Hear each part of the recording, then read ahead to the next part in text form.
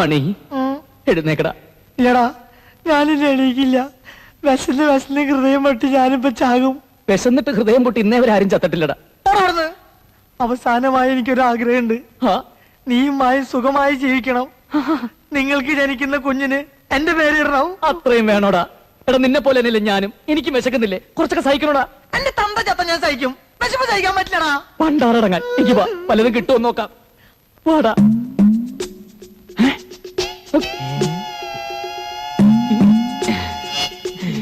എന്താ ആരും ഒന്നും കഴിക്കാത്തത്? കഴിക്കേ. ഇപ്പൊ ഒന്നും വേണ്ട, ഞങ്ങൾ കളിക്കാൻ പോക്കോട്ടെ. വേണ്ട, മുഴുവൻ കഴിക്കാതെ ഇവിടുന്ന് അനങ്ങിയിട്ടുണ്ടേ അടിച്ചു തോലിരിക്കും ഞാൻ ഭക്ഷണം കഴിച്ചു വരുമ്പോഴേക്ക് മുഴുവൻ കഴിച്ചോണം കേട്ടോ.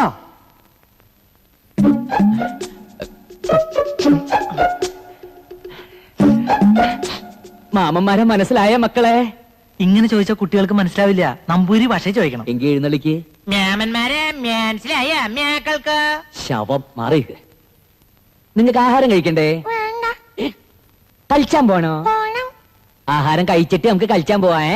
ആഹാരം കഴിക്കണ്ട എങ്ങനെയെന്ന് മാമൻ കാണിച്ചു തരേ.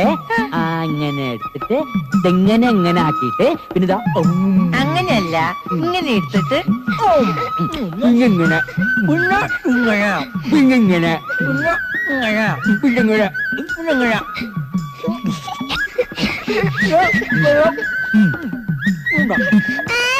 ശരിക്കില്ല.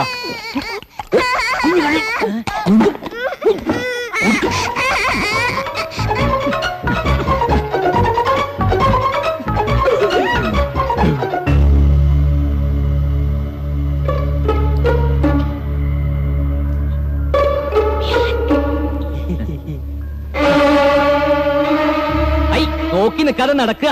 ഒന്ന് നിൽക്കുക. ക്ഷമിക്കണം, എനിക്ക് ആളെ മനസ്സിലായില്ല. സാരമില്ല, നോം ക്ഷമിച്ചിരിക്കുന്നു. അല്ല, ഒന്ന് പരിചയപ്പെടുന്നതിൽ വിരോധമുണ്ടോ? പക്ഷെ ഞങ്ങൾക്കൊന്ന് പരിചയപ്പെട്ടേ പറ്റൂ. നീ ആരാടാ? അവനെ ഒന്നും ചെയ്യണ്ട, അവൻ എന്റെ കൂടെ വന്നതാ. ഞാൻ അവന്റെ കൂടെ വന്നതാ. അച്ഛാ, ദേ അവൻ.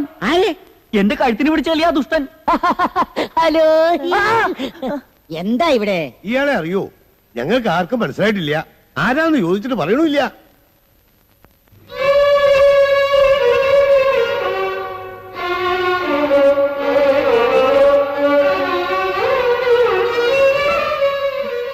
ഇത്രയും നേരം ഞാനിവിടെ പ്രതിമ പോലെ നിന്നു കൊടുത്തു. ഒരാളെങ്കിലും എന്നെ തിരിച്ചറിയുന്ന പ്രതീക്ഷിച്ച്. ഇവർക്ക് ആർക്കും എന്നെ മനസ്സിലാവാത്ത സ്ഥിതിക്ക് ഇനി ഞാനിവിടെ നിൽക്കുന്നില്ല, അർത്ഥമില്ല. അതെ, ഒരു നിമിഷം പോലും നോമ ഇവിടെ നിൽക്കില്ല. നടക്കുക, അങ്ങോട്ട് മാറുക. നിൽക്കുക.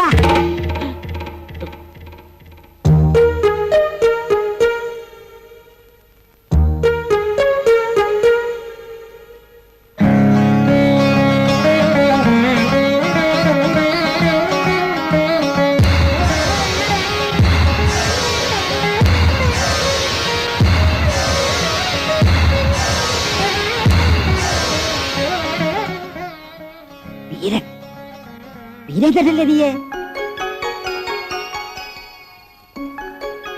വലിയ മാമി, എനിക്ക് മനസ്സിലായില്ല കുട്ടി. വല്യമ്മാമേ, വല്യമ്മാമ എങ്കിലും എന്നെ തിരിച്ചറിഞ്ഞല്ലോ. നല്ല വല്യമ്മാമ, സ്നേഹമുള്ള വല്യമ്മാമ. 5 വയസ്സുള്ളപ്പോ കണ്ടതാ ഞാൻ ഇവനെ. ഇപ്പൊ ഒറ്റ നോട്ടത്തിൽ ഞാൻ തിരിച്ചറിഞ്ഞു. അതാ രക്തബന്ധം എന്ന് പറയുന്നത്. വീരേന്ദ്രനോ? അതെ. ഏത്? ദില്ലിയിലെ? അത് തന്നെ, പത്മിനി തമ്പുരാട്ടിയുടെ മകൻ. കൂടെ അവളും വന്നിട്ടുണ്ടോ പത്മിനി? ഇല്ല. അമ്മ എന്താ വരാഞ്ഞേ? അത് അമ്മയ്ക്ക് നല്ല സുഖമില്ല. എന്താ അവൾക്ക്? ഒന്നുമില്ല, ഒരു പനി. ഇയാളാരാ? എന്റെ സ്നേഹിതനാ മണി. മണിയും ഡൽഹി തന്നെ? അതെ. മണി എന്ത് ചെയ്യുന്നു? ഞാൻ ഈ കാളവണ്ടി. കാളവണ്ടിയോ? കാളവണ്ടിയല്ല, കാലാബണ്ടി. ഡൽഹിക്ക് അടുത്തുള്ള ഗ്രാമം, അവിടെ അവന് ജോലി. ഓ, കാലാബണ്ടി കേട്ടിട്ടുണ്ട്. മുഖം കാണിക്കാൻ പറഞ്ഞു. വേണ്ടട്ടോ, മോന്തക്കിട്ട് തല്ലാനിരിക്കും. വരിക, തിരുമനസ് കാത്തിരിക്കുക.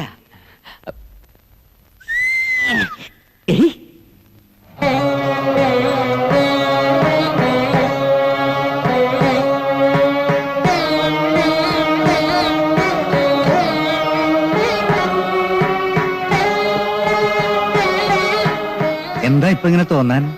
ഇങ്ങടൊക്കെ വരാൻ? അത് പിന്നെ അമ്മ പറഞ്ഞിട്ടാ.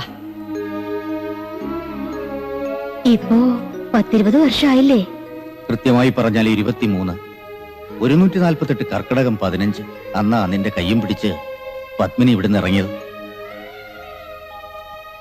എത്ര വട്ടം കത്തയച്ചു, ആളെ അയച്ചു, അപ്പോഴൊന്നും വരണമെന്ന് തോന്നിയില്ല അല്ലേ? തനിക്ക് എന്നെ വേണ്ടെങ്കിലും അങ്ങനെ അവഗണിക്കാൻ എനിക്ക് വയ്യല്ലോ. എപ്പോഴും തന്നെ കുറിച്ച് അന്വേഷിക്കാറുണ്ട്. അറിഞ്ഞതൊന്നും ഒട്ടും നല്ലതല്ല. ജയിലിൽ നിന്ന് എപ്പോ ഇറങ്ങി? ജയില എന്നോടൊന്നും വിളിക്കണ്ട. എന്റെ അനന്തരവൻ ഡൽഹിയിലെ തെരുവുകൾ ഭരിക്കുന്ന റൗഡിയാണെന്ന് കേട്ടപ്പോ എനിക്ക് ആദ്യം വിശ്വസിക്കാൻ കഴിഞ്ഞില്ല. എന്താ? പിന്നെ ലണ്ടനിലേക്ക് പത്മിനി തന്നെ അയച്ചതും അവിടെ ഉള്ളവർ തന്നെ ഇങ്ങോട്ട് തിരിച്ചയച്ചതും ഒക്കെ അറിയുന്നുണ്ടായിരുന്നു. ഒടുവിൽ ജയിലിൽ കിടന്നതും. അയ്യോ, അതൊക്കെ വെറുതെ ആരാണ്ട് പറഞ്ഞിട്ടാക്കിയതാണ്ടാ. ആ. ജയിലിൽ പോയിട്ട് ഇന്നേവരെ പോലീസ് സ്റ്റേഷനിൽ പോയി ഞാൻ കയറിയിട്ടില്ല. ദില്ലി വാലയുടെ ഭാഷ തനി നാടനാണല്ലോ. അത് പിന്നെ ഈ നാടൻ ഭാഷ, നാടൻ ഭക്ഷണം, നാടൻ പാട്ട് ഇതൊക്കെ എനിക്ക് വലിയ ഇഷ്ടാ. ഏതായാലും തനിക്ക് ഇങ്ങോട്ട് വരാൻ തോന്നിയല്ലോ. ഭാഗ്യം. കണ്ണടയും മുമ്പ് ഇയാളെ ഒരു നോക്ക് കാണണമെന്നുണ്ടായിരുന്നു. ഇപ്പൊ മനസ്സ് നിറഞ്ഞു. പത്മിനിക്ക് അവക്കിപ്പോഴും പിണക്കം മാറിയില്ലാന്നുണ്ടോ? എനിക്കറിയില്ല. തീർത്ഥയാത്ര കഴിഞ്ഞ് വന്നതല്ലേ, വിശ്രമിച്ചോളൂ. പിന്നെ പറയാണ്ടെങ്കിലും പോകരുത്. ഇയാളോട് എനിക്ക് ഇത്തിരി സംസാരിക്കാനുണ്ട്. എനിക്ക് അങ്ങോട്ട് ചില കാര്യങ്ങൾ പറയാനുണ്ട്. അത് മറ്റൊരു സന്ദർഭത്തിലാവാം. അത് ശരി. അതിശയം തന്നെ. പല മാറ്റങ്ങളും കാണുന്നുണ്ട്. മായ ഇവിടെ കാലുകുത്തിയ പിന്നെ എല്ലാം ഒന്ന് ശരിയായി വരും പോലെ. നിനക്ക് അപ്പ തന്നെ കാര്യങ്ങൾ അങ്ങോട്ട് പറയാനില്ലേ? ഞാനും ആലോചിച്ചതാ.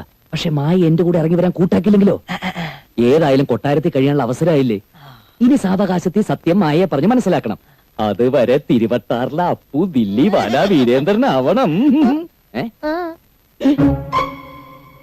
അന്ന് നമ്മൾ ചായക്കട വെച്ച് കണ്ടവനല്ലേ ഇവൻ? കുഴപ്പമുണ്ടാക്കോ?